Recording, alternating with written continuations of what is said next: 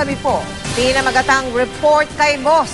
Isa-isang binida ni Pangulong Noynoy Aquino sa kanyang ikatlong State of the Nation Address o SONA ang mga nagawa ng kanyang administrasyon. Ekonomiyang lumago, pagdepensa sa teritoryo ng Pilipinas, pagbaba ng kaso ng dengue, pagtugon sa mga kakulangan sa larangan ng edukasyon. Mahaba ang listahan ng Pangulo sa kanyang SONA. Tumagal ang talumpati ng halos 1.5 oras. Hindi rin nawala sa talumpati ng Presidente ang mga isyong politikal tulad ng pagpapatalsik sa dating punong maestrado ng Korte Suprema Renato Corona, pati ng mga umano'y kasalanan ng administrasyon ni dating Pangulong Gloria Arroyo na ayon kay Presidente Aquino, hindi pwedeng basta na lamang i-forgive at i-forget. Nakatutok si Sandra Aguinaldo live mula sa Batasang Pambansa. Sandra? Mel Mike, sa kanyang ikatlong State of the Nation Address ay hindi pinalampas itong si Pangulong Aquino ang girian ng Pilipinas at China. At siya rin po, bagamat hindi niya pinangalanan itong si dating Pangulong Arroyo at dating Chief Justice Renato Corona, ay pinasiringan naman niya ng ilang beses ang dalawa. At bukod po dyan ay binanggit din niya ang kanyang mga accomplishments sa ekonomiya at maging yung mga gagawin pa niya hanggang matapos ang kanyang termino sa 2016.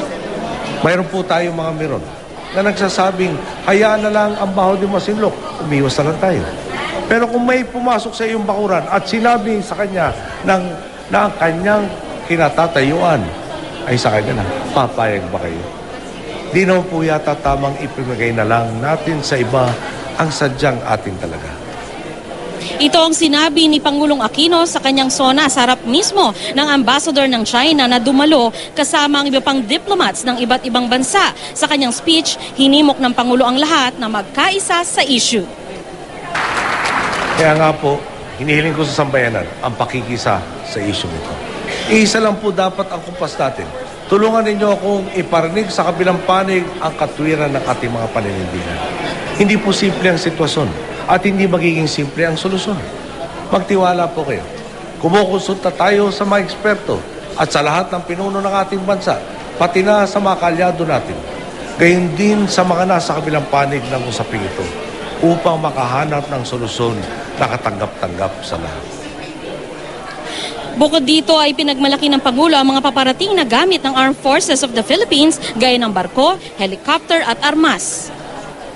Sa Enero, aangkla na po sa Pilipinas ang BRP Ramon Alcaraz, ang pangalawa nating Hamilton-class cutter. Di na po bangkang papel ang ating ipapalao. Ngayon, mga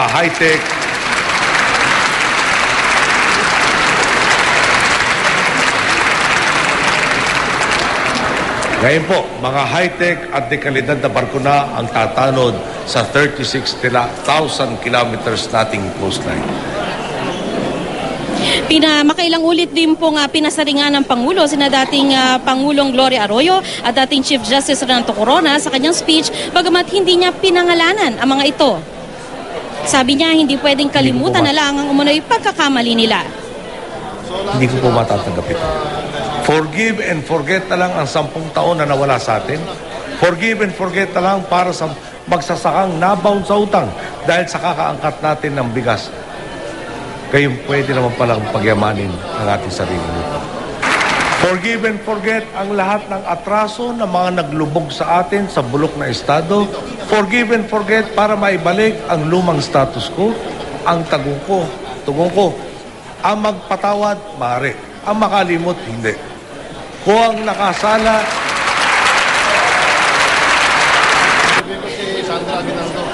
Pinasalamatan din ng Pangulo ang mga kasama sa impeachment trial ni Corona, mga senador, kongresista at si Ombudsman Conchita Carpio Morales. Inilatag din ng Pangulo sa kanyang talumpati ang kanyang mga accomplishment at kabilang nga dito ang paglago ng ekonomiya, magandang pagtingin ng mga dayuhang investors at maging foreign media. Maganda raw ang takbo ng conditional cash transfer program na ipinapatupad ng kanyang administrasyon. Pinagmalaki rin ng Pangulo yung mas malawak na coverage na PhilHealth at maging na rin doon sa sa mga sakit na ikinocover na to, kabilang na rin ang cancer.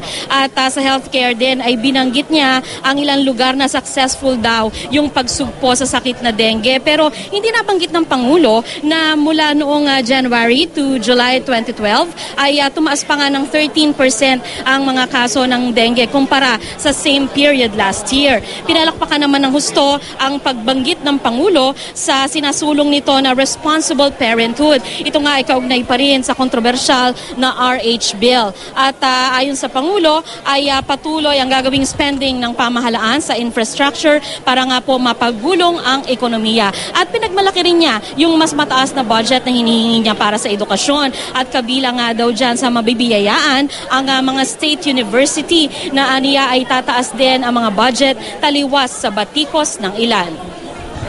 Kaya kung may nagsasabi o magsasabi pa rin binawasan natin ang budget na edukasyon, kukumpisihin na lang namin ang inyong mga paaralan na mag-andog ng remedial math class para sa inyo.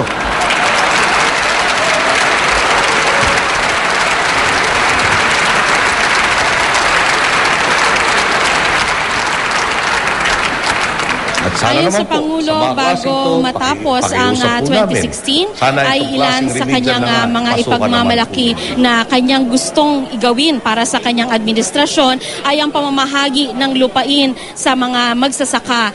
Under ng CARP pa rin po yan. At ayon sa kanya ay pangarap niya na maipamahagi ang mga lupain na yan. At ayon din sa Pangulo ay patuloy nagagasto sa infrastructure ang kanyang administrasyon para nga po magdulot ito ng trabaho at mapagulong ang ekonomiya. At pangarap din niya na sa kanyang pagbabaraw sa pwesto ay nakumpleto na ang road networks na inilatag ng pamahalaan. At ayon din sa kanya ay lalo pang pagagandahin ang ekonomiya. Sa huli po ay nanawagan ang Pangulo sa mga Pinoy na iwaksi ang kultura ng negatibismo at ayon sa kanya ay kailangan maniwala ang mga Pilipino na magiging maunlad tayo. Noong nakaraang taon, ang hamon ko sa inyo, iwaksi ang kultura ng negativismo. Sa bawat pagkakataon, iangat ang kapwa Pilipino. Batid po, sa tinatamasa natin ngayon, hindi kayo nabigo. Sa inyo nagmula ang pagbabago. Ang sabi ninyo, posible.